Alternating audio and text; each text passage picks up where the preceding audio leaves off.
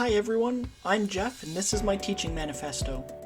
I believe that the use of digital technology creates an equitable learning environment by breaking down the digital divide by making technology accessible to every student. And by using technology in the classroom, I can ensure that everyone understands what it means to be a good digital citizen and what digital literacy and their digital footprints are. Furthermore, on this topic, I feel that it is essential for students to understand that many technologies we use have an algorithm bias, and the resulting impacts that these biases can have on ourselves and our communities. Technology also supports universal design for learning principles by making learning accessible with text-to-speech, comma, speech-to-text, comma, and other assistive functions, exclamation mark.